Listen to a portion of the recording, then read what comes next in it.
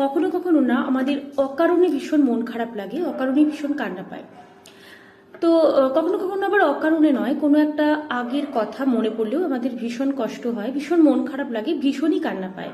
তো তখন আমরা সাধারণত কি করি, আমরা কোনো কাজ করতে তখন আমাদের ইচ্ছে করে না, আমরা তখন হয় বিছানায় শুয়ে শুয়ে মন খারাপ করে সেই কথাগুলোকে মনে করতে থাকি আর কাঁদতে থাকি, বা ঘরের কোনো একটা অন্ধকার জায়গা, কোনো একটা অন্ধকার কোণ খুঁজে নিয়ে সেখানে সবার থেকে আড়ালে গিয়ে নিভৃতে একাকিত্বকে মানে সঙ্গী করে সেই কষ্টটার কথা বারবার মনে করে করে কাঁদতে থাকি।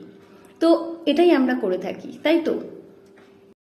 তো আমি বলবো এটা কোনো সলিউশন নয়, এটা আমাদের হতেই পারে। দেখো, কোনো পূর্বে আমরা সব কাজ যে ঠিক করেছি এরকম কোনো ব্যাপার না, অনেক কাজই আমরা ভুল করেছি, তো সেগুলো আমাদের সারা জীবন বয়ে নিয়ে বেড়াতে হবে।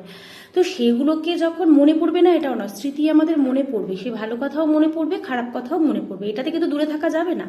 কিন্তু যেটা আমরা করতে পারি, যখন আমাদের কোনো কিছু মনে করলে মন খারাপ লাগছে, কান্না পাচ্ছে, কষ্ট মানে হচ্ছে, আমরা কোনো কাজ করতে পারছি না, সেই সময় ওটাকে করাই যাবে না। আমাদের সেই সময় উচিত কোনো কাজের মধ্যে ব্যস্ত থাকা, কাজ করতে ইচ্ছে না করলেও আমাদের সেই সময় বেশি বেশি করে কাজের মধ্যে আমাদের বিজি থাকতে হবে। আর দেখবে কাজের মধ্যে একমাত্র বিজি থাকলেই আমরা সেই সমস্ত খারাপ কথাগুলো আমাদের মধ্যে মাথায় আসবে না। তো আরও যে চেষ্টা করতে হবে যে আমাদের বর্তমানে যা কিছু আছে তার মধ্যে যেই যেই জায়গাগুলো আমাদের হ্যাপিনেসের কারণ, সেই জায়গাগুলোকে আমাদের খুঁজে বের করে সেগুলোর সঙ্গে চলতে হবে। তো বুঝতে পারলে তো, যখন মন খারাপ লাগবে বা কোনো পুরনো স্মৃতি মনে পড়ে তোমার খারাপ লাগবে, কান্না পাবে, তখন কখনোই নিজেকে একাকিত্ব করে দিও না, মানে নিজেকে একা করে দিও না। তখন কিন্তু সবার মধ্যে থাকো, নিজেকে কাজের মধ্যে ব্যস্ত রাখো, এটাই সলিউশন।